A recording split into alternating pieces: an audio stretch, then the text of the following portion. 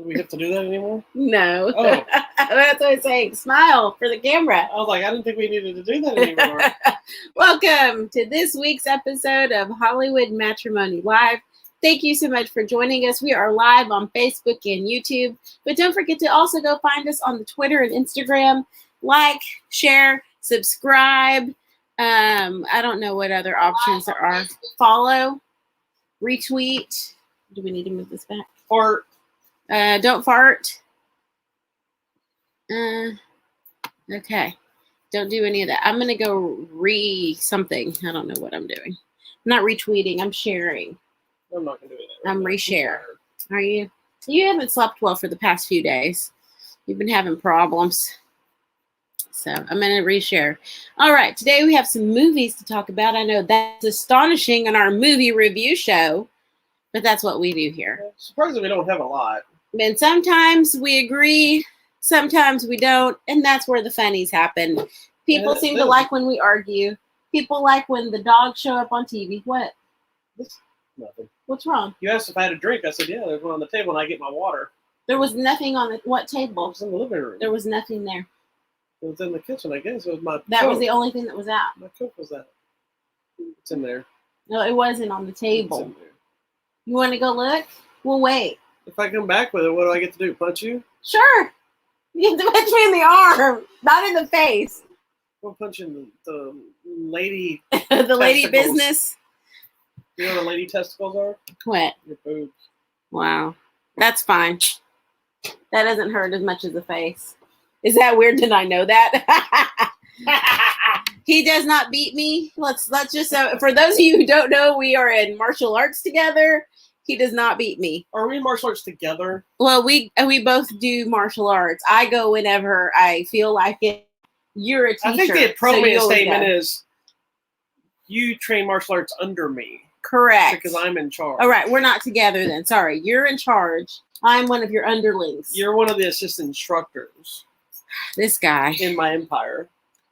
You're a mess, basically. I what's am happening. the lead honcho of it You all. can be the lead honcho, buddy. I don't need you to tell me I can be. I am. Okay. I mean, if that's important to you. I thought I just shared this and it's not showing up. This is Okay. very upsetting. What? Who cares? Let's go. I care. Let's go. All Let's right. go. Well, you tell me what movie you want to talk about first. Here are our options. Well, we have two that I saw. Yes. One we saw together. Or Two we saw together. Two we saw together. I watched part Some of the that. stuff we're talking about today is actually older stuff. There's only one movie on here that's brand new. One is from last week. And then the two other ones are older ones. Mm-hmm. Not super old, but old enough. Correct. So you pick which one you want to talk about. You want to start with this? Sure, why not? And then we'll switch. Okay, this is funny. Uh-huh. So she's throwing up a poster for this movie that is the foreign poster. Is this a Spanish It's poster? in Espanol. Espanol. The movie's called Hollow Point. No, it's not. It's called Balas de Venganza. Oh, did which you actually is- put both? I did, Okay. just so people know. This one is called Bullets of Vengeance in Spanish. It's That much sounds way more, better. right? It's Yeah, more yeah. captivating. That actually fits more of the story, too. Okay, Bullets of Vengeance. So the movie AKA. stars Luke Goss and Jay Moore, who's not used. He's more of a comedic actor, which was interesting to see him in playing the role of like a mobster crazy person. Juju Chan. Oh, that's such a cool Juju name. Chan. Yeah. Michael Pare, Bill Duke. What is the other guy's name? Jay Moore. No, the second one over. Something Jay. Something J. Dylan J? Yeah, anyway, I don't know who he is. Orland he's J? more or less the star of the Mr. movie. J. So anyway, the premise, it's kind of a run-of-the-mill, generic action thriller kind of flick. The guy, Dylan J or whatever his name is, he I'm gonna plays have the to go character. look at Basically, his wife and child are murdered, and so Oh, he's no. trying to figure out who did it. Well, that's a way to bring it down the room. Yeah, so it's one of those things. But Luke Goss, Juju Chan, Michael Pare, Dylan J. they are a group of people that are kind of like vigilantes. So you don't really know what they really do, and it's kind of unfolds. If you don't know Luke Goss, I'm actually a big fan of Luke Goss. He does a lot of these kind of movies, but his biggest prominence was he was the evil vampire in Blade 2 that they're trying to track down. The one that has the homeless looking coat that his mouth opens. Oh, where it goes like this. He's the one that's kicking everybody's ass and That's fighting. cool. He's also the in Hellboy 2 with the white face and the hair, the little yellow hair, kind of the elf-looking demon thing. Yeah, but he does that cool slide on the ground, whatever thing. That's him. Oh, that's so cool. He plays, and ironically, both movies are Guillermo del Toro, so he's we're teamed up with him. But he also, him and his brother were part of a boy band prior to all this called Bros. What? Yeah, that's so cool. That was prior to Hellboy and all that stuff. But he's done a lot of straight-to-video or straight-to-home release action flicks and stuff like this. He also has his own production company, and they do a lot of these kind of films. So a lot of his movies like this. He also took over for Jason Statham in the Death Race movies when they went kind of more straight-to-video. Yeah. He was the main character in the second two. I see. And they didn't ask him to come back to 4, which I told him was an outrage. Because I got to interview him the other day. It was a great interview. He's a super nice guy. We got to connect with a lot of stuff, even some possible cool stuff for the future for us, for our show and everything. And then I lost the entire interview. So I'm in the process of trying to get a makeup interview with it. This is what happens. It was a horrible day after a really hyped up interview. I was very excitable. And then it crashed and burned with some potential. So hopefully it didn't lose all the potential of the discussion, but we'll see what happens. Anyway, the movie itself is okay. It's not great. It's not a bad movie, but it's not a really memorable movie either. It's one of those generic rentals that you just rent, and you've seen it before. It's kind of the predictable action cop robber thriller shoot 'em ups. There is one really great fight scene because I always thought Luke Dawson might actually be a martial artist of sorts, because when you see him in Blade 2 and you see him in Hellboy 2, you were just talking about his thing he does. Yeah, that's most of his movies, he does some martial arts like fighting. Yes. And so when I asked him about it, he's actually not a trained martial artist. Really? It's all. I'm not saying he doesn't train in anything, but he basically he doesn't told have me like white belts and whatever. He told me, he goes, I don't know what if I would be an equivalent to a belt. It's just been the movie fight training. That's kind of cool, though. But he takes it so seriously. Yeah, you it looks believe very smooth. When he does something, like there's a fight scene in this movie that he said he choreographed the whole thing. And he even asked me because he realized I was a martial artist, and so he asked me, he goes, so what did you think of the scene? He goes, so I wanted you to know, as a martial artist, what did you think of that fight? Like, I've never had anybody ask me outside of just like, hey, did you enjoy it? Yeah. And I explained to him my thought process, which it's an important fight for the movie because it's the first time you meet his character not in the role that you already know as a vigilante. You're seeing him in his day job. And you find out his connection to this world. And part of the best part that is stuff I always latch onto, and you do sometimes as well, it's not even the fight itself, even though it's really well done. It's their behavior before or after the fight. So he does this whole fight, and he's in a suit. He beats up these guys, like 3 guys, while the other guy's like, what the heck's going on? Because he literally comes out of nowhere. Yeah. And then he finishes the fight like it's very nonchalant, fixes his tie, puts thing back, makes a couple of lines, and then he just kind of walks away. And it kind of establishes what kind of person this guy is. And I told him, I said, that part right there I thought was one of the most important part, was the fixing the tie part of the fight. The fight was awesome. I said, but that calmness to the fight shows that there's more to this guy that you don't really know. And why would he be that calm? Like, this is something he does a lot, Yeah. And he's like, oh, good, it came off, So, but the movie itself is worth checking out. It's kind of a throwaway rental.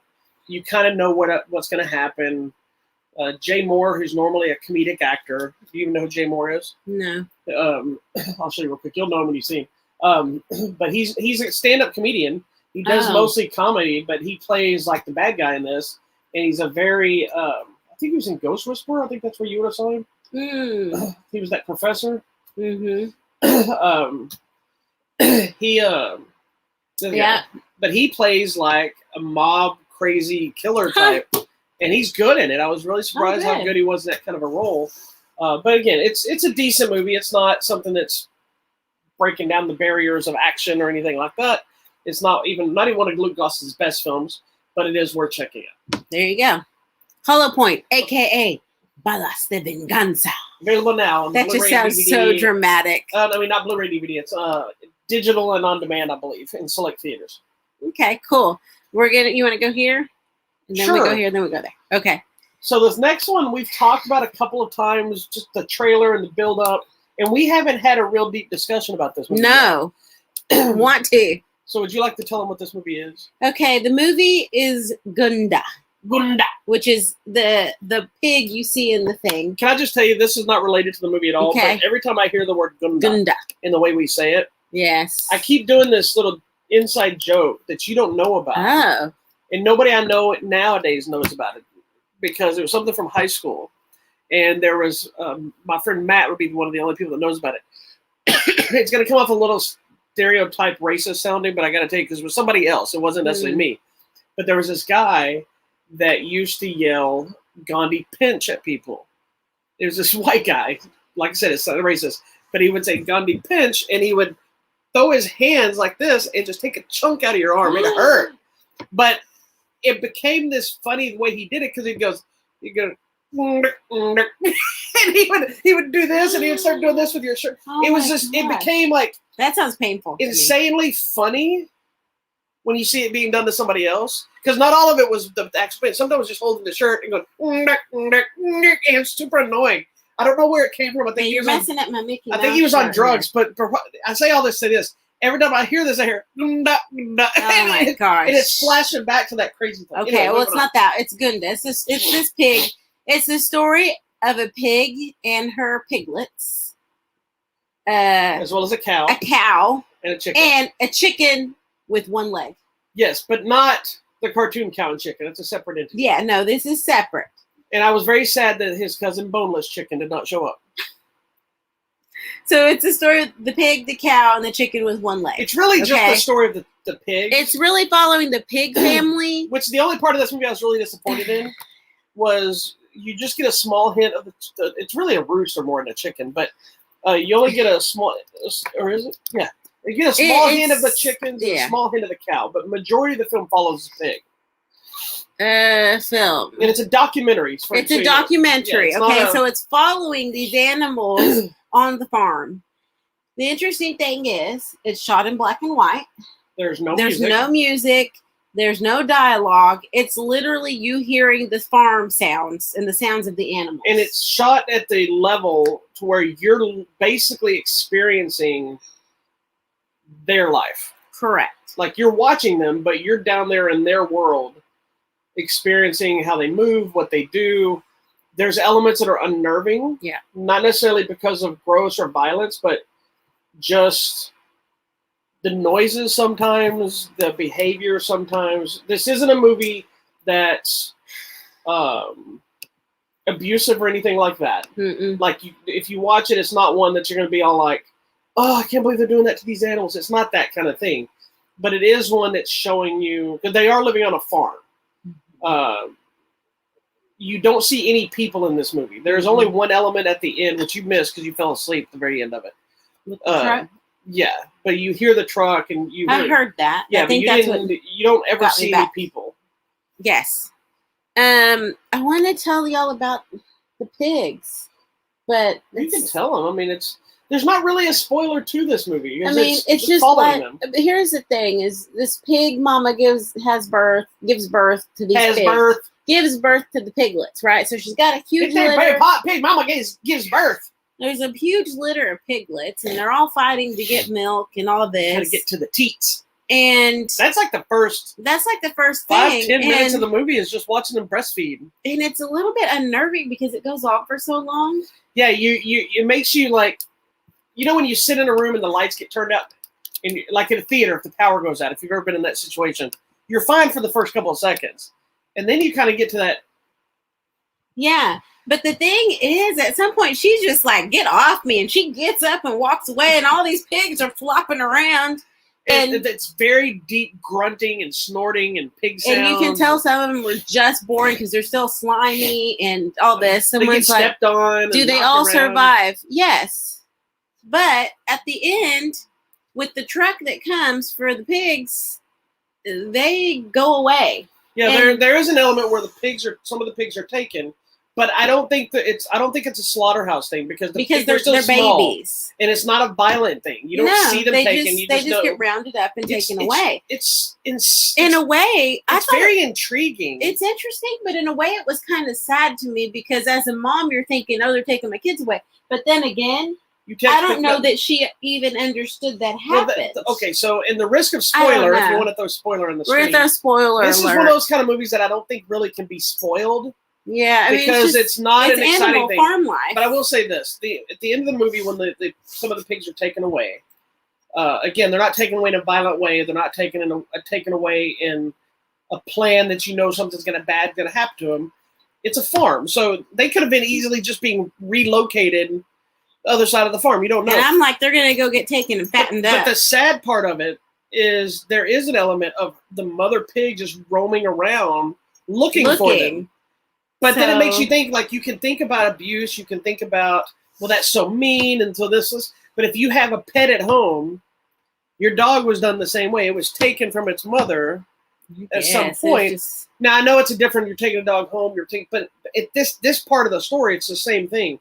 Is anytime an animal is taken from the litter of another animal, it makes you wonder how long they missed them, how long they so like if I think about Vader's mom, how long was Vader's mom concerned when her puppy was gone? I don't know, Vader. So in this case, there's probably a good 3 minutes of her just like at first roaming. She's kind of chasing after the little truck, then she's just roaming, then and then kind of at the end of it, she just kind of goes back to her hut, and that's the end of it. Yeah. And it's the rest of the movie is pretty much like that. It's just them living life and doing things. It's just strange. The cows I thought were interesting because cows are kind of dumb, but it looked like some of them were kind of like teaming up to get to this one spot, and then there's just stacks of poop everywhere, and then there's these branches, and they're like trying to maneuver around that. I thought was really cool with those is you always hear kind of cows are not super smart, but they are at the same time. Yeah, they kind of are. There's an element of the cows standing sideways with their heads. Now that was the smart thing. So they were getting together. Yeah, they're using each other's tails to hit the other one in the face. Swat the flies. So they're standing side to side with their heads on either end, so their tails can help each other. Yeah, which I'm like, okay, that's cool. So they were helping each other in that way. Not that takes a lot of brain power, but it was interesting. But I'm just saying, there's one part where it looked like all those sticks were in the way, and the one cow just didn't understand to just like walk around. I don't know. Right. I mean, it's random, and then it cuts away to the chicken with one leg. And that was intriguing to me because we were watching. So, chickens, they walk like this. And this one only had one nut, but his little hip bone still came up like he had a leg, and then he hopped. And I was like, what is the point of this one-legged chicken? Because they showed him kind of separate from all the other chickens. Yeah. So I thought there was about to be a war or something, and there was nothing. We missed the war. That's why he's got one leg. I guess so. It's an interesting movie. It's just about the animal lives. It's like some award-winning. Yeah, Joaquin Phoenix helped produce it. Well, that explains a lot. And somebody else was involved praising the movie. Different. I forget who it was, but I think there's an element of it. It's interesting. It's trying to at the risk of saying the wrong word, humanize the animals. Correct. Is in a world of trying to save animals, we have friends that are vegetarians and vegans, and some of them for health, some of them because they don't want things to happen to animals. Everybody has their reasons. Joaquin Phoenix, I believe, is a vegan. I believe, and he's very much save the animals kind of thing.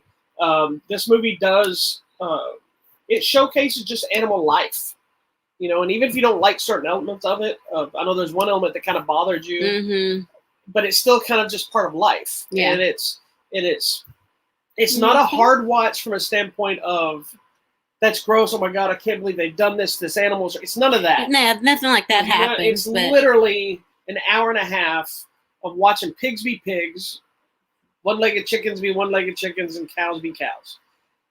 There's just like an arc of the beginning of the pigs, and then these pigs, the smaller pigs going away, and then the pig being by itself ends where it starts. So it's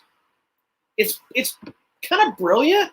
In a way. In a bizarre, weird way, it's a brilliant piece of film because it does take you on this journey that shouldn't work. Yeah, but I felt sad for the pig. Well, and I think part of it I think that's there because I think it's going to evoke a different emotion. Like I didn't feel completely sad for the pig, but I felt compassion. Yes, there you go. Maybe that's what I felt kind of that symbiotic mentality as you're watching it because you are kind of feeling what it's doing and you're kind of getting the emotions of the pig, watching how it reacts to its babies and how it's when it gets annoyed with them. There's a moment where it's just like kind of like nudging them along, like come on, stupid, come on, and just I think these are things that you don't see if you're just watching it outside. Yeah. if you happen to go to a farm and you're looking over the fence with a piece of straw hanging out of your mouth or hay, and you're just watching the pigs walk around. And I don't think people do that anymore, do they? You have to if you're on a farm. My bad. You don't know because you're not a cowboy. I'm not a cowboy. Will it make you stop eating piggies? No, because they're delicious. I don't think it has a desired effect on you. I can't think of anything ever that would make me want to stop eating meat at all. I've seen slaughters and stuff. Like I've seen videos where they put the thing to the cow's head and go, shh. And you know what it did? It made me feel horribly sad for that and say, I don't want that job. No, I think the grossest one I saw is when Gordon Ramsay electrocuted the gooses. Yeah. Like I was like, ugh. Now it does make me wish that there's more humane ways of doing things. Correct. And I don't want animals to suffer. I don't like the force feeding of animals. Just no, I don't. No, I don't eat farquhar or whatever it is. Prince Farquhar. I agree. Anyways, we're getting off on a tangent. Yeah. But Gunda, Life of Pigs. That's what it should have been Life called. Of Pig, but it is very interesting. You want to check? It was interesting, and it's captivating. Like you can't stop watching it. Yeah, it shouldn't work. I'm watching like this is so dumb, but then I'm like, oh, look at the little pigs. The problem was, here's what I don't suggest, or well, I may suggest. It depends. We were watching a surround sound. And so you're just hearing very loud. It's like, yeah, because those pigs are grunting and loud. Cock-a-doodle-doo. But then without music and without any narration, it's just uncomfortable. It is. It's very It's like you're watching loud. something you're not supposed to watch. It's very loud. Yeah. And the little piggy squealing is so loud. And then the clucky and the roosters and the cows. It's loud. I highly recommend everybody check it out because I guarantee that every person that watches is going to walk away from it with a different feeling, whether it's they hated it, they loved it, or like you said, it may make them not want to eat meat. It may make them feel more compassion. Not me. I love my bacon. I know, but it may make them feel more compassion for the animals. It may make I've always felt bad that I feel like sometimes there's so much meat that goes to waste. I feel like we're overproduced, like over whatever producing the meat. It's like, it's too much. Like we need to all cut back. I agree with that. I think and I've been trying to do that for myself, and that part's hard, but I don't think we all need to eat as much meat all the time. Correct. We need to eat more veggies. Especially for broccoli. I've had more broccoli and green beans just in the last year than I've had in my almost 47 years of life. I know. It's killing me. I just realized I do not like asparagus. I really don't. I'm done with asparagus, y'all. I can't. You never started with it, though. No, there was a time where I would eat it. You would eat it, but you giant green bean trees. Yeah, I know. I'm okay with, you know what I like now too? I like the fresh green beans. Now I've figured it out. And I used to, here's the thing. When I was a kid and I would eat green beans sometimes, I hated them when I was a kid, but I think my hatred got stronger as I got older. Green bean casserole. I think, that is the worst. I think what happened is when I was able to start making my own life decisions, I was able to embrace my hatred. Because when you're a kid, your parents make you clean your plate. You just have to eat them. But I always hated fresh green beans and would only eat canned ones. Now I'm just the opposite. Fresh is so much better than those now I'm just the opposite. I can tolerate them a lot better when they're the fresh ones. I'm going to make me a green bean casserole with some fresh green beans. That's going to be so yummy. That's just disgusting. I'm okay with broccoli. But asparagus got to go. Anyways, check out Gunda. Where can I find this? I believe it's currently on digital and select theaters, that kind of thing right now. All right. We're moving on. Check it out. It's classified as an experimental documentary. It is. Where do you want to go? This one or this one? I was thinking this one. Whatever. That way you could tell me about this. Okay, the next one is yet another documentary. It's one that I've been wanting to watch for quite a while. Totally forgot about it and was killing time looking for something random to watch because I was tired of watching the same shows and all this kind of stuff. And I came across the Beastie Boys story on Apple TV Plus. It's the streaming service, not necessarily the Apple TV, but I'm assuming they probably both have it. I don't know how they work. It's the app. We watched the app. So it's based on their book, which is called Beastie Boys Book. written by Mike B. and Ad Rock. Mike B. Adam Horowitz and Michael Diamond. They're obviously the only two left. MCA, Adam Yauch passed away in 2012, I believe. So essentially it's the story of their career, but this is what's classified as a live documentary. And the reason it's different is it's essentially Ad Rock and Mike D are on stage telling the story of their life and career and everything else, and they have a big screen behind them where they play clips and videos and. It was an interesting method to tell the story. I really liked that. I saw when you were watching. Yeah, it feels like you're almost like you're watching a stand-up special. It's very much like you saw. I know you watched this with me because we're fans, but remember they do the live show with the Impractical Jokers? Yes. It's them on stage. Yes. They're telling jokes. They're doing their thing, and then they show stuff on the screen. Yes. It's the exact same thing. Yeah, which I like that. And they're riffing off each other, but it's also rehearsed. So they're scripted. They have teleprompters. There's even moments when they mess up, and he's like, it's on the teleprompter. He's like, that was supposed to be my line. And he goes, oh, well, that didn't make any sense. And so they're joking. And there's also a sadder part where they're talking about when MCA passed away, that Ad Rock was like doing his part, and he kind of turned away and goes, you need to finish this. I can't finish this. Because he started crying. And so Mike D stepped in to finish why are you making me cry? So, but it's very, I've been a big fan of the Beastie Boys since they came out back in the day. Yes, I still have huge fan. Huh? You're yes, a huge fan. I still have my cassette tape of License to Ill, Paul's Boutique, Check Your Head. Ironically enough, the thing that gave them the most success outside of License to Ill, which is when they did Sabotage, and then they did Intergalactic, Planetary, whatever. And I wasn't as big a fan of those until years later, because I like their old school version. And it's funny because you forget anybody that was a fan or just knows, I don't know if you know anything about them outside of some of their music, but it's interesting. I don't know anything about them. Paul's Boutique is classified as like this iconic hip hop album. It was a massive flop when it came out. Wow. It like almost ruined their careers. And it's got, the Hey Ladies and what you want and all that kind of stuff is on that album. And hearing them tell the story about how they took this album out, everybody was excited right off the hype of License to Ill, and then crickets, and nothing happened. And it was just, and hear about how they broke up, but didn't know they broke up. Yeah, that was an interesting story. Yeah, it's whether you're a fan or not, it's just an interesting tale of it, because most people also probably don't realize how big of the music industry they were involved. Yeah, of the hip hop industry, because Rick Rubin, who is like one of these mass powerhouse producers that everybody knows, he was responsible for making Run DMC and Aerosmith get together, which is genius. Which was funny because of that happening, is why they did Fight for Your Right to Party, because they wanted an anthem similar, and so they did Fight for Your Right as a joke, which was a song that MCA did with a punk band years before. They tweaked it. It was meant to be a joke to make fun of metal and the frat guys and all this stuff.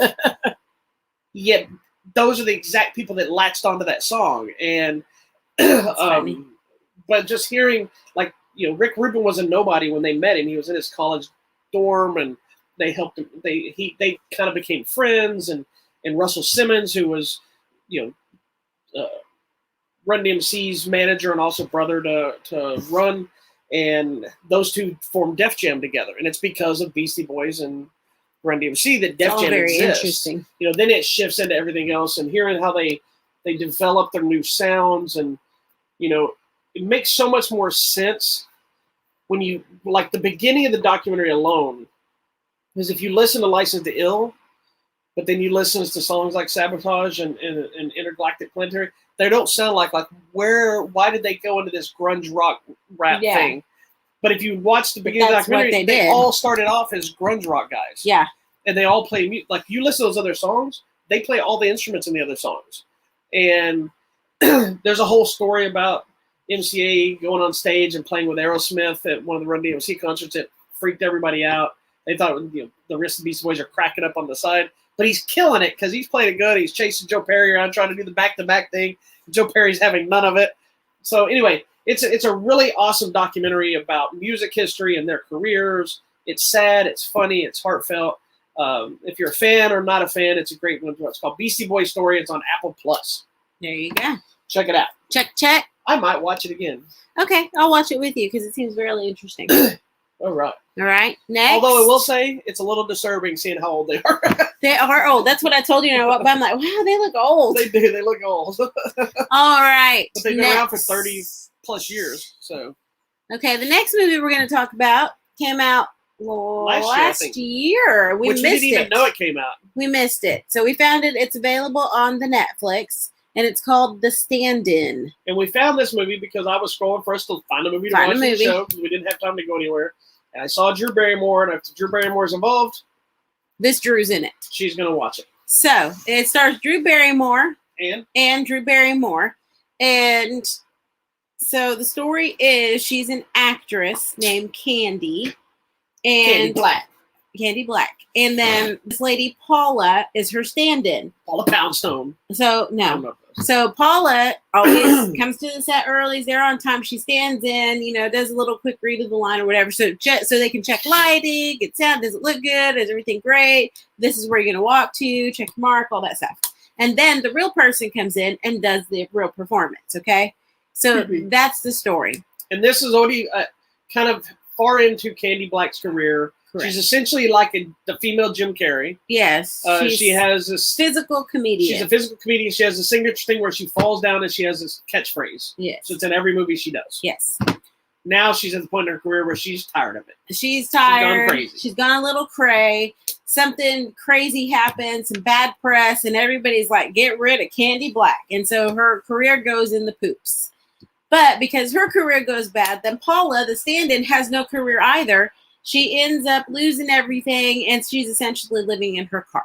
So that's where we find ourselves. And I want to give them credit, first, folks, that usually when they do a movie like this, when one person plays two people, they make them the same. Yes. I like that they made Paula slightly different. They gave her a different kind of nose a little bit. Her nose is different, and her eye shapes kind of go down. Yeah, they made her a little look bit. Like, they made her look different enough that we were looking her up to try to figure out. Like, is that really her, or did they find a Drew Barrymore double? Yeah. Which I love if they had done that. So the film kind of becomes a single white female kind of situation. A little bit. It gets a little creepy at times. And I thought they were just going to switch lives, but that didn't even happen. It has a lot of elements. It has like that whole little switch life places, thing. a little single white female, Yeah. But it's all over the place, and you really got to pay attention at a certain point because she's just like, oh, I had plastic surgery, and people believe that crap, and so then suddenly nobody really knows who anybody is anymore, and they all have different real names or fake names and names that go by. There's like 3-tier names that they are using. Every one of them. Yeah, it's funny. And then I really enjoyed the movie. I thought it was entertaining. I feel like it happened, like they made reference a little bit, I don't know if to the pandemic or she was just a shut-in or whatever it was. I think she was just a shut-in. Okay. But if you notice how they filmed it during the pandemic. She had left during at her blow up thing, and then she disappeared. Okay. But it actually was interesting if you watch the filming of it, because you can tell it was filmed during the pandemic because everyone's spread out, and there's a lot of phone conversations. There's a lot of online chatting. Or could that be just the way they filmed it? It could have been. But anyway, I would assume the movie was probably made in 2019, not maybe. I don't know. This movie, y'all, I dug it. It was fun. It was a little bit weird at first. It was like, where are we going? There are a lot of cliched elements. You know where it's going to go. You know how a lot of it's going to play out. There's some twists and turns. There are, but they're not overly complex. But it's not trying to be. It's just it's a fun, dark comedy, if you will. Correct. Oh, you okay? You okay? What happened?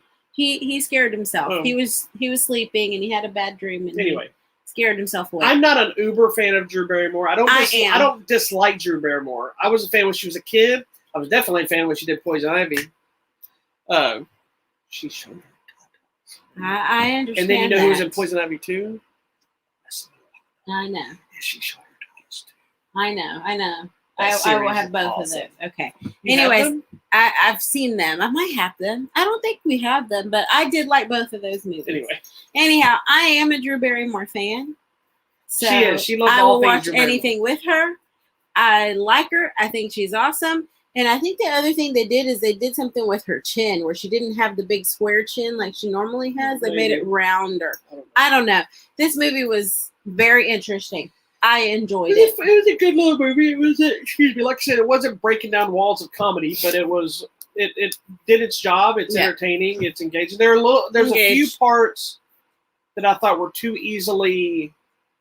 Initially, there was one element that I thought it was too easy. Like, why would you give that up so easily and not try to fight for it? And then they say something else that makes sense. I'm like, okay, I can see why you could end up in jail if you had done this, and that's why you had to kind of walk away. there's also an element of one person kind of forgives somebody else a little too quickly, like they learned their lesson. But I was glad they took in a direction that wasn't like, okay, good, I'm so glad you learned your lesson. They still get too there. Bad. And the ending I thought was clever because the ending brings everything full circle. Correct. And shows how maybe she wasn't as crazy as we thought she was. That maybe it could be the industry, not her. Correct. Well, anyways, it's a very interesting movie. I thought it was fun. I think you should watch it because why not? It's on Netflix. There you go. The Stand-In. You already have the Netflix? Starring Drew Barrymore. And this Drew approves. And other people. There you go. All right. Next. What do we want to talk about? Yeah. Now where did we go? Did we go to you, sir? Huh? You want to go to you with? We can, or we can talk about some other things if you want. Oh, what do you want to talk about? Some other things? You done? Well, I was done. I was going to start going into movies and things. Okay. Well, we can say, do you know what the number one movie this weekend was? What? Take a guess. What's out there? Godzilla vs. King Kong Again? It's still number one, which is a good sign. It's made 80-something million domestically. That's good. And that's not counting the HBO Max subscription stuff. Wow. So that's a good thing because that means it's things are maybe picking up with the box office a little bit. This week could be the next big tell because once we talk about something that's coming out that's probably not going to show up in your thing, but it's the biggest movie that I've been wanting to see. Oh, it is showing up on your thing now. Okay. Remember last time it was showing up on the earlier date. There's not a lot coming out on Blu-ray and stuff this week, at least not according to my list here. But one of the biggest things that if you haven't checked out, you should check it out. I'm going to have to break down and buy this one. The movie Memories of Murder, which is that movie I told you was one of my favorite movies now. Yeah. From director Bong Joon-ho, who did Parasite and whatever. This is the first movie him and that other guy from Parasite did together. The Criterion Collection's releasing it on Blu-ray. So if you haven't seen Memories of Murder, you really should check it out. It seems really interesting. It is one of my favorite movies last year, even though it's an older movie, but it got a new release. And it might be one of my top favorite films of all time. It's just interesting because it kind of comes full circle to the story. Like, kind of get it. It is, but it's interesting because if you haven't seen the show about it, the basic premise, they're trying to solve a murder. It's based on a true story of a murder that was never solved until years later. And the irony is when they released this movie, the killer basically finally came forward and said who it was. But the end of the movie, not being a spoiler, kind of looks at the audience and in a way of the idea is that it's looking at the killer. It's like, we know you're out there. We know you saw this kind of thing. It's very intriguing. It's creepy. So you really the other poster's creepy with the clothes or the thing on the scarecrow thing. Yeah. And I was like, ew. But most everything coming out looks like creepy. Older stuff. Like Dave Chappelle's Block Party's getting a new Blu-ray release. Switchblade Sisters is getting a Blu-ray release. Shudder's putting out something called the Mortuary Collection. So some different interesting things coming out, but nothing overly huge, at least from this specific release list. Okay. What you got, sister? Coming out this week on Netflix, we have a movie called Stowaway. It's Anna Kendrick, Daniel Day Kim, Toni Collette, who I know you like, Joe Pena, just a bunch of cool people. I'm going to assume, I don't know if it's dramatic or if it's dark comedy. I have no idea, but a stowaway on a mission to Mars and things go bad. Then the big one this week, I believe it's at theaters and on HBO Max, Mortal Kombat. I'm so this excited. Guy's been so excited. This is a movie this is one of my most anticipated movies of the year. Now we got to go back and watch some stuff, don't we? To get prepared? Well, we don't have to because it is a standalone movie, but we're going to. Okay. One, because you haven't seen it. I've never seen it. And these. two, it gives me a reason to watch everything Mortal Kombat. We're going to watch the first one tonight. Okay, that sounds so great. We can dive in because we have technically 2 live-action movies, an animated feature, and then technically 2 TV series, but they're short ones. There's also the Mortal Kombat TV series. Oh my God, I forgot. Okay, we got to get busy. We're not watching that though. We can move around. We got to get busy. You okay, sweet baby dog? Okay. Big anyway, I'm so excited. Next weekend could very well be just an entire Mortal Kombat show. I think that's what it's going to be. We'll see what happens. Okay, then coming out is a movie called Together. It has Ed Helms. I'm assuming it's going to be funny. Oh, we posted a thing about it. Okay, there you go. The Asset, 2 Assassins. It's got Michael Keaton, Maggie Q, I'll watch that. Samuel L. Jackson. I mean, that's all I need to know. The Asset. It's about some assassins coming together in Vietnam to do something to track down the killer. We'll find out. Yeah, I'll go watch that. Okay. This movie, Bloodthirsty, video demand and digital. Oh yes. It looks like kind of a werewolfy thing, maybe. Something I've seen something about it. So we'll see. Not sure. Also coming out of Netflix. This is interesting. Shadow and Bone. It sounds Sexy. mysterious. I don't know. No idea. But they're trying to find some creatures that live in the darkness, but they feed on human flesh. That's why I'm not Shadow and Bone. Okay, these are limited release. Also video demand and digital. Sweet River. Hannah's search for her son's body leads her to the sleepy town of Billing, where everything is not what it seems. It never is. So there you go. That's it for this next week that's coming up. Got some good stuff. And I'm assuming we're going to be in the theater watching Mortal Kombat. Yes, we will. As long as I get some popcorn. Not getting any of that. I'm okay. Okay, that's what's happening with me. Next. What so we got giveaways here. We got some new ones finally. It's been a short time. There's a few of them that I still left up just because when I still have extra copies, some people I've reached out and told them they won, but they have not sent me their address. So I wait a little while. Go to the next person. If they don't respond, then I pick somebody new. And just so if you don't understand how we do giveaways, everybody enters a thing. I put them into a thing, and I pick them at random. So it's not shake it like this in the bucket. It's not a first come first serve. It is. I literally go old school. We put them in a little bucket. We shake it in the bucket. Take it up and what? Phyllis from Sacramento. But if you don't include your address, I will reach out to you. I'll usually give you about a week or so to respond, and then go into the next one. I've only had one issue where somebody finally responded. So I'm so sorry, and they got snooty about it because you said I won. If you didn't follow the rules and include your address, but thankfully I was still able to send them something. So there you go. What? Anyway, so we still have copies of Russian Raid, and we just added the Marksman, which I should have told you to go out of order. But anyway. We just added the Marksman with Liam Neeson. I did them in the order that's there. We have digital copies, not physical copies, digital copies of Raya and the Last Dragon, the new Disney movie, which is really, really, really good. It's one of the best ones I think they've done in a long time. We still have copies of Wonder Woman 1984 on Blu-ray, Godzilla on Blu-ray, which is part of the current MonsterVerse, not the original Godzilla, and digital copies of News of the World, which was also a really good movie. Really good movie. I mean, it's Tom Hanks. It is Tom of the Hanks. He's the everything in America. Exactly. You can't not. If you haven't, just because we haven't talked about it in a while, there's a bunch of new trailers that we've dropped on our YouTube channel as well as on our website. There's the Space Jam, a new Legacy trailer. There's a new Cruella trailer. There's a new Black Widow trailer. There's a new trailer for the Suicide Squad. There's a new trailer for the Hitman's Wife's Bodyguard. That one looks hilarious. And you know who else is in the movie that I didn't realize? Yeah. And it's not a secret because it's on the poster, so this isn't a spoiler per se. So if you don't know what the Hitman's Wife's Bodyguard is, it's a sequel to The Hitman's Bodyguard. Hitman's Bodyguard. Now, which is Ryan Reynolds, wife. Samuel L. Jackson, and Salma Hayek. This one also has, I believe, Morgan Freeman in it and Antonio Banderas. So apparently, I'm all about that. And I think, I don't know this, but I think Antonio Banderas is the bad guy. Oh. So we might get some action. Oh, I love that. But we posted a trailer for a movie called Those Who Wish Me Dead, which is an action thriller with Angelina Jolie. I'd be like, if there's any of those for me, good luck. Anyway, it's with Angelina Jolie. Sorry. Also, I got personally invested in that. A movie I'm really excited for, which I don't know what your thoughts on it, but you seem to be reactionary when I showed it to you, was Zack Snyder's new film, Army of the Dead, which is coming to Netflix.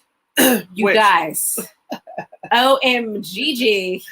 Which is basically a heist film in a zombie land. I was just like, they're going around like, we're going to go underground. We're going to do this. And then you open the doors. I'm like, wait a minute. Are these zombies?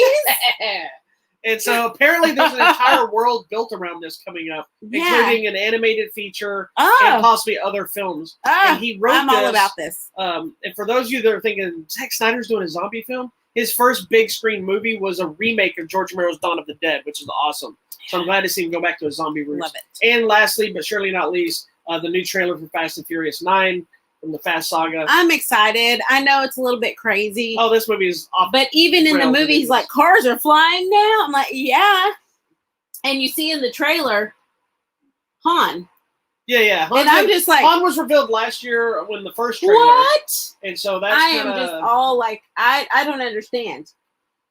I'm gonna have to go watch them all I think that's the again. whole point. I gotta watch them all again. Well, that's here's the thing we love the most before we sign out. Anytime a sequel comes out, it doesn't matter if it's a good sequel or bad sequel.